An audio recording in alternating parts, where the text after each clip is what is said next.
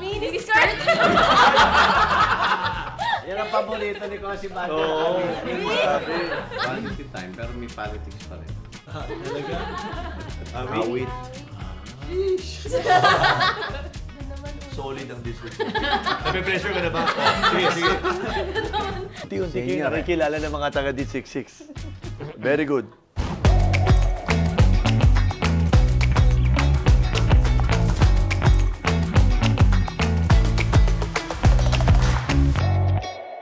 Hello, Q-Citizens! Ako po si Konsehala Doc Ellie Juan, ang inyong doktora ng bayan na Distrito 6 may serbisyong maaasahan. Hello Q-Citizens! Ako si Konsehala Christine Matias, ang kalinga at malasakit ng Distrito 6.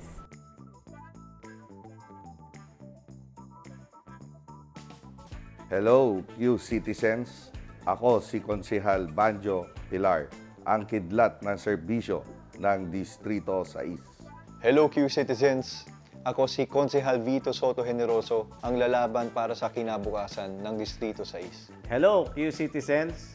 Ako si Konsehal Vic Bernardo, ang victory ng bayan ng Distrito 6.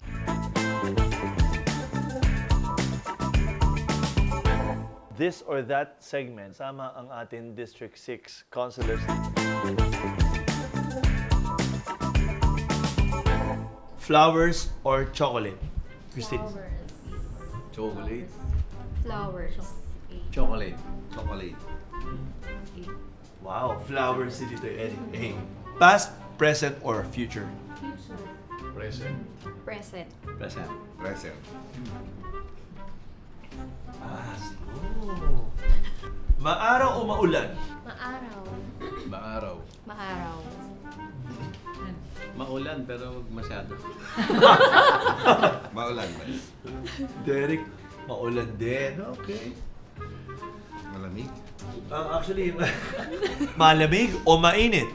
Malamig. Mainit. Malamig. Malamig. Malamig. Malamig din. Okay.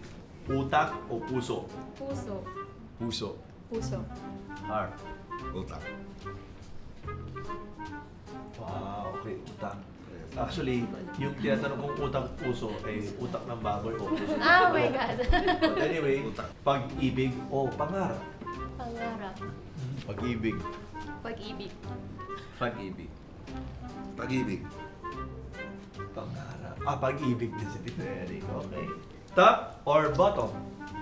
Mahilig ako sa blouse, kaya top. Very good. Dito. Top. Top. Top.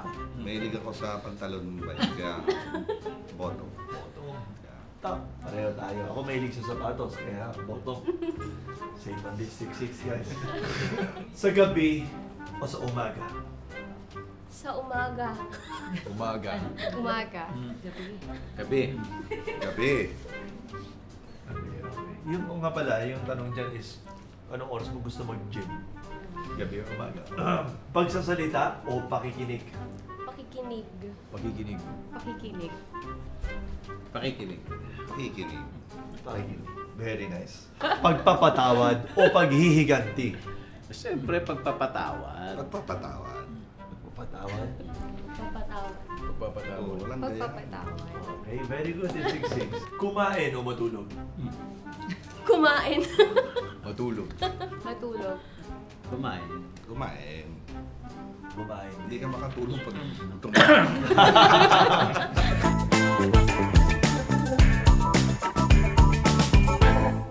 Welcome again sa ating segment 2. Kasama ang District 6 councilors po natin. Ang title po nito ay Anong Sinasabi Mo?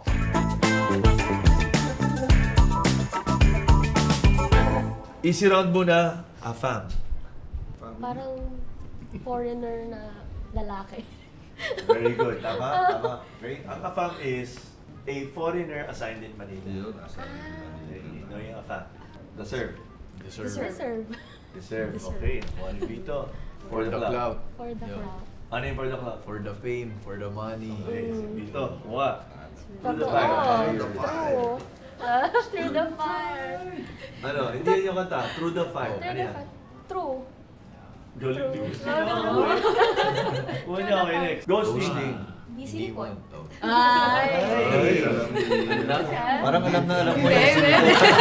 Hindi sinipot. Roasting, okay. Grease. Para, Fame. you know, pag, Tama ba? ano yung mga kinakausap ang babae. Okay. Yung mga girls naman din, may riz din naman yung mga girls. Yung Riz, ay Riz. Charisma. Charisma, tama. Charisma. Charisma. Skirt. Skirt. Skirt. Skirt. Oh, dito. Narinig niya kasi sa mga anak ko yan eh. Yung mga pinsan niya, no? Mini. Mini skirt! Yan ang paborito ni Cosi Bato. Mini skirt. Anyway, Delusional. Delulu. Ano? Delusional. Delusional. Delusional. Awit.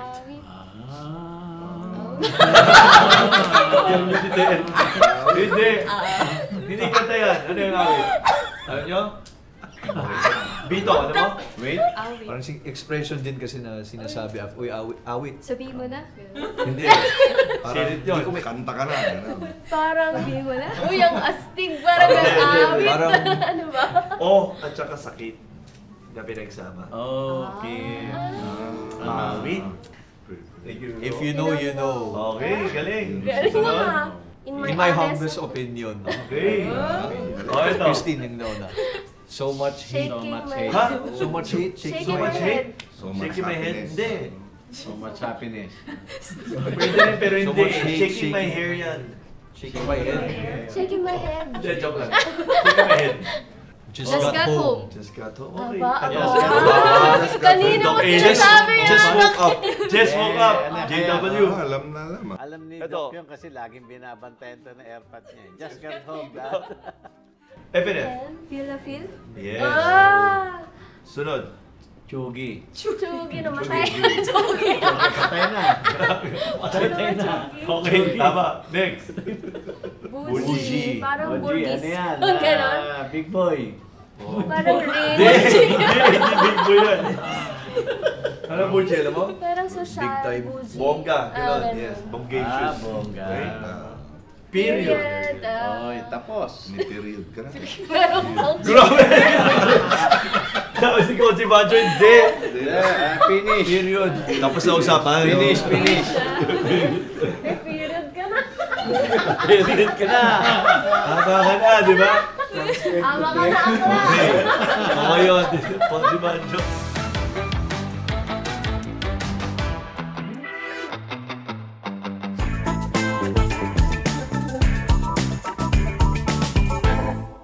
Hello again guys, welcome sa ating segment 3, Advice with Brother G kasama ang District 6. First question natin is about life. Meron ba kayong mga pagsubok or meron bang time sa buhay mo na you had to go through a crossroad and medyo nagkaroon ka ng trials or nagkaroon ka ng challenge na you almost felt like giving up pero nakatawid ka dun sa pagsubok na yun? At ano yung ginawa mo para na itawid yun? Kasi matagal akong barangay official eh. Yes.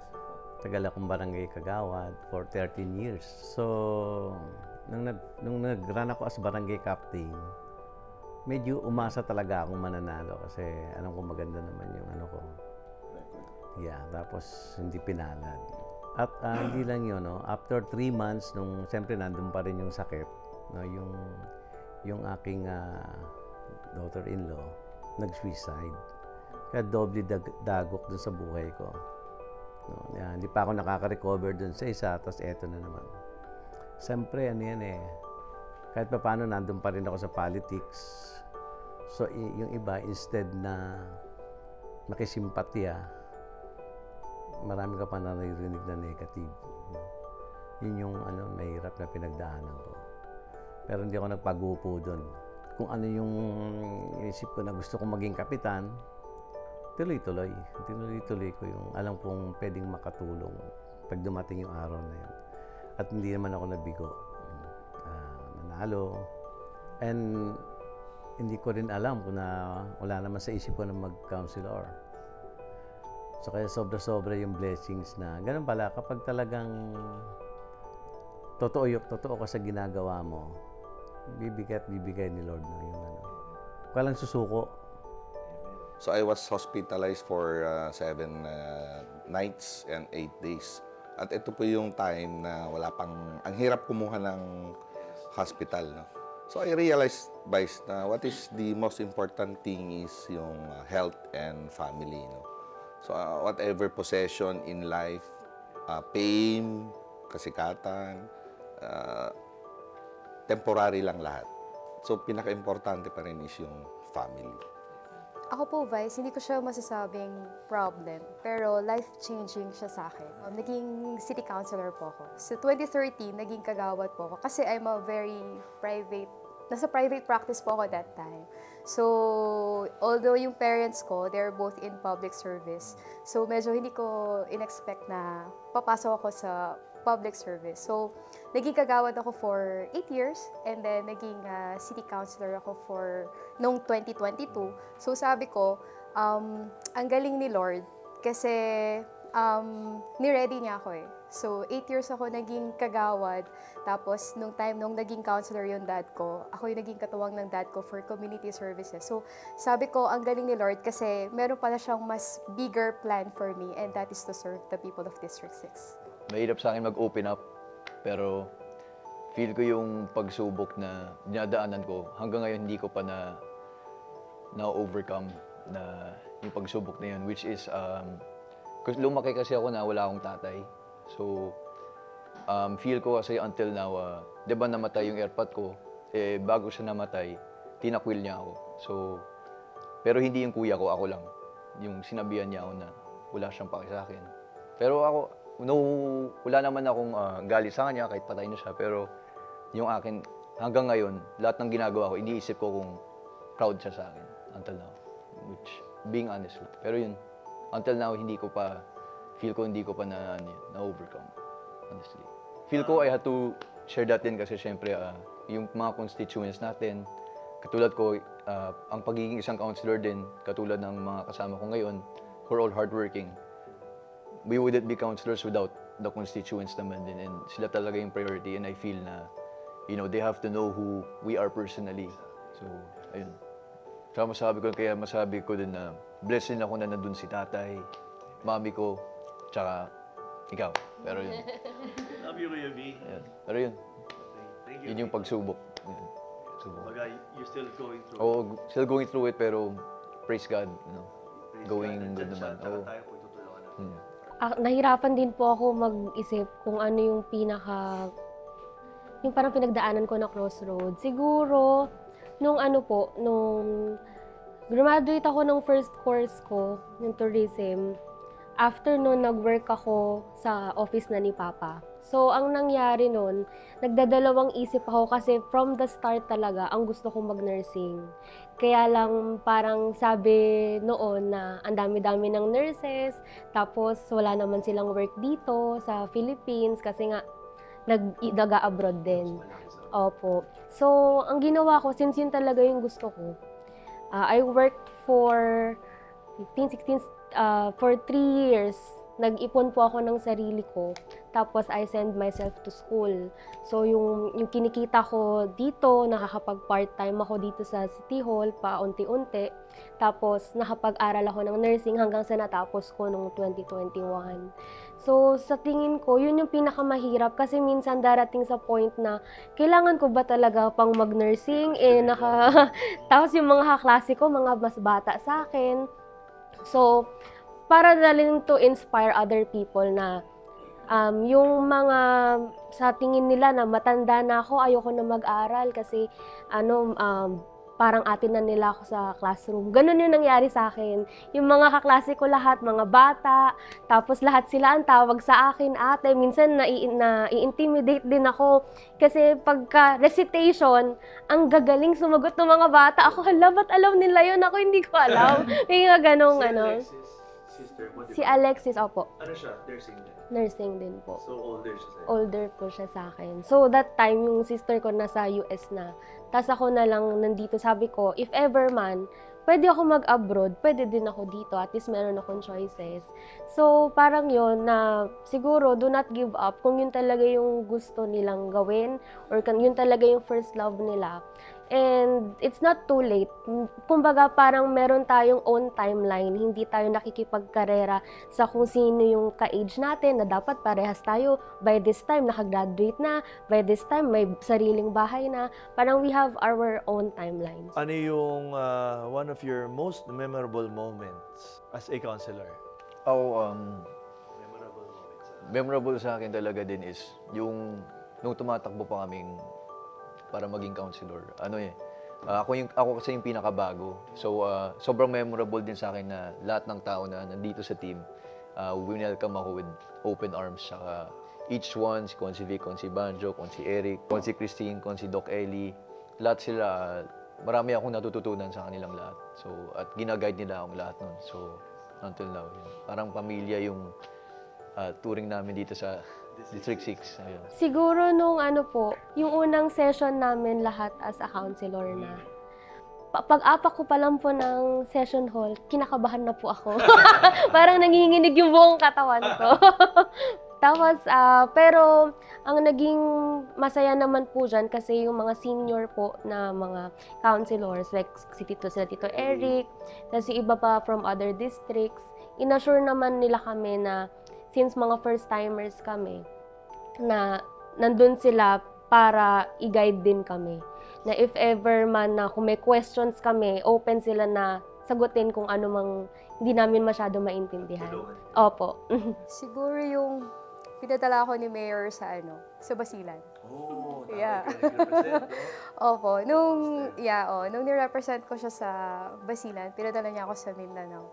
So, sabi ko, nung nalaman ko yun, sabi ko, anong gagawin ko? Or, di ba? So, nung nandun na ako, sabi ko, very thankful ako dun sa experience yun. Kasi yun yung first time na out of Quezon City ako pinadala ni Mayor nun. So, yung experience ko dun, I think, babaunin ko siya hanggang matapos yung pagiging konsehal ko. Kasi, hindi ko naman naisip na makaka-visit ako sa napakagandang Basilan. So, marami akong natutunan and nakita ko yung culture and nakita ko kung gaano kaganda at gaano kaiba ng iniisip natin before at kung gaano kaganda ng Basilan ngayon. So, yun yung siguro hindi ko makakalimutan. Hindi, natumbog ako sa kanal.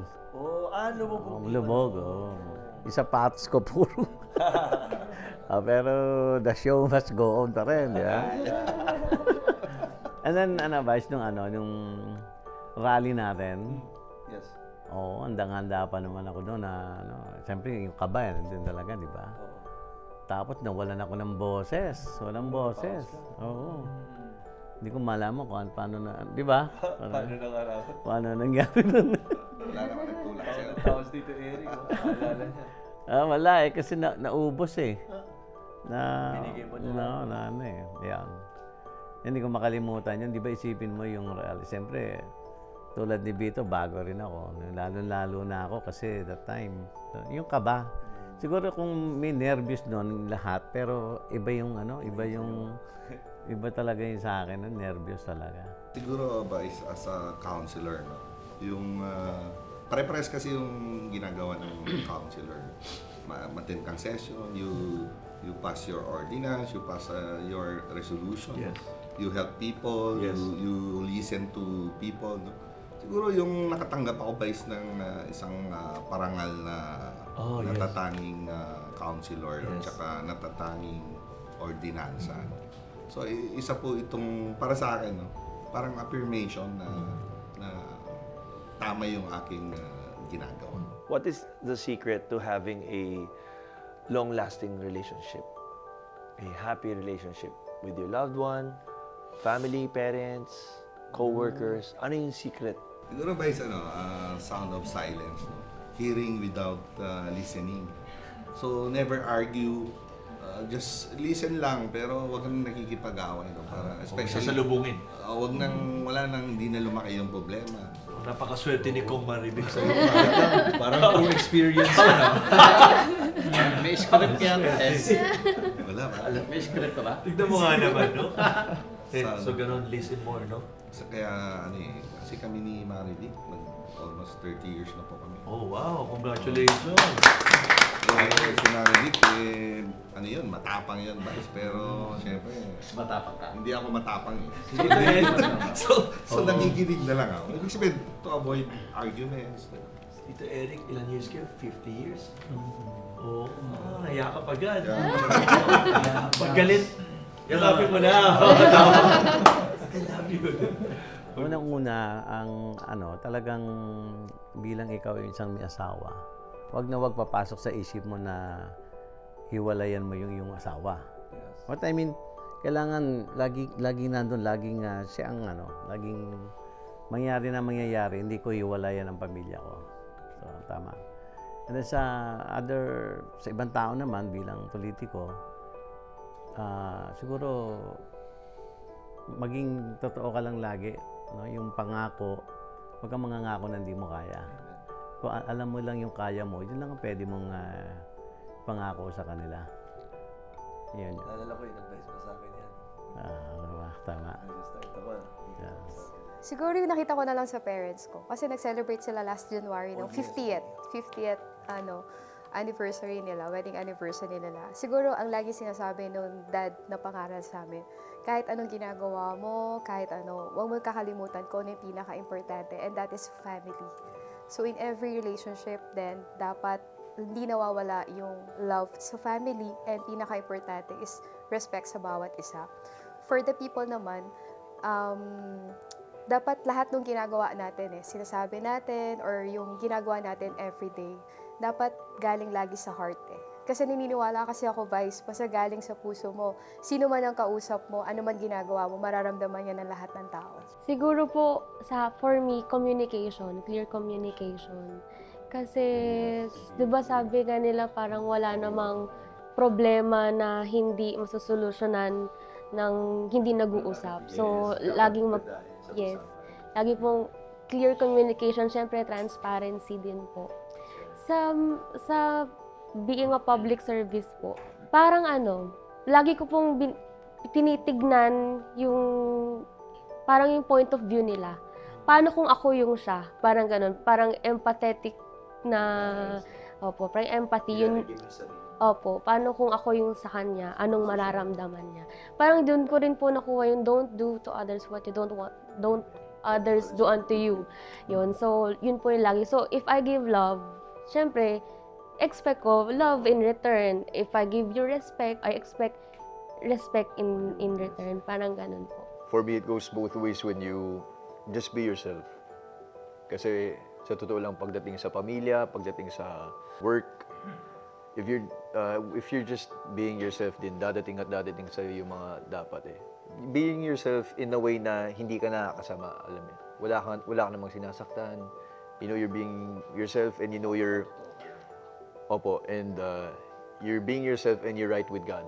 So, I feel yun lang talaga yung dapat. And at the end of the day, kahit sa trabaho, pamilya, God will place the right people around you. At this point, gusto natin tawagin si Consular Candy Medina para i-breakdown niya sa atin yung mga sagot ni Consular Eric Medina dito sa 3 questions natin. Consular Candy, Ate Candy, yung first question is, did you have any crossroads that you had to go through? Or meron bang pagsubok na kinailangan pagdaanan?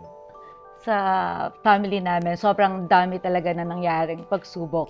Siguro unahin ko yung pinaka-memorable din na nangyari sa family namin. Yung silver wedding anniversary ng parents ko. Yung mismong araw ng wedding nila, na-stroke yung mom ko sa mismong wedding. As in, hindi natapos yung pinaka-ceremony because na-stroke yung mama ko mismo dun. So, tinakbo agad siya sa hospital, sa heart center. Isa yon. So, pangalawa sa nangyari, or last year, December 5, nung araw na dapat na o-operahan yung papa ko sa heart, yung mismong araw, December 5, hapon kasi siya o-operahan nun. So, morning, biglang tumawag na lang sa amin yung kapatid ko. Biglang sinabi, na-stroke si papa. Na-stroke yung papa ko. So parang syempre lahat kami nag-worry kung ano nangyari, ganyan. Kasi first time nangyari yun na-stroke siya. So hindi siya na-operahan sa heart noon. Tapos yung naging effect nga, Vice, na na-stroke siya, naapektuhan yung pananalita niya. Pero physically okay siya. mentally okay siya. Yung pagsasalita niya lang, hindi siya nakakapagsalita. Until now, hindi pa rin siya nakakapagsalita. That's why nandito ako in behalf sa aking ama upang magsalita. So, we're still hoping na pinagdadasal namin na makapagsalita na rin siya. So, ano yung secret to a happy marriage? Secret to a long-lasting relationship sa family? Yakap. Ni Tito Eric. Yan, lagi siya yumayakap sa mama ko kahit sa maraming tao. Oh, Ayan, pareho pala kami. hindi siya mahihiyain na pinapakita niya kung gaano kamahal niya yung aking ina. Tapos, alam mo, Vice, sa totoo lang sa tagal nila mag-asawa, never ko sila nakitang nag-aaway in front of us. Ayan, totoo yun, Vice. Laging hindi na sa mga bata. Yes, hindi. Saka laging yung mama ko yung tama. Oh, okay. Tito Eric, ganun pala daw. Idol ka, Tito Eric. Tahimik lang. Thank you very much. Tahimik. Lahat naman tayo gusto natin ng relationship na mabless di ba? Relationship with our spouse, family, friends. Gusto natin mabless yun And ako, naniniwala ako, and based, hindi naman based, pero charged from my experience. Talagang yung relationship, nung nagsimula na nagkaroon ako ng relationship kay God, doon naging blessed yung relationship ko sa asawa ko, mga anak ko, mga magulang ko, mga kapatid ko. Dahil doon ko naintindihan na getting in a relationship does not mean ano ba yung makukuha ko dyan. Hindi ganun That's not a relationship. When you're in a relationship, ang magiging nasa heart mo dapat is, what can I offer in this relationship? How can I improve as a husband, as a son, or as a brother or sister, di ba? It's about improving yourself for the other person. Hindi yung, ano yung bibigyan mo sa akin para mag-last tayo. So, hopefully, lahat ng mga viewers natin may natutunan dito sa mga shinare ng ating mga kapatid sa District 6. Thank you very much, Distrito 6. Yung Nook Cafe, alam niyo po ba yung Nook Cafe? sa Tandang Sora. Kasi yung cafe na yon, sa akin pala yon. Okay, so yung pinaplug ko na yung sarili kong cafe. Dito affordable at sobra-sobra pare. Overload. Putok-batok ang resulta. Talipapa, very small eco park lang siya. Pero ngayon, nagsisilbi siya na parang learning hub ng mga different barangays din. Not only in District 6, pero ibang barangays din outside District 6.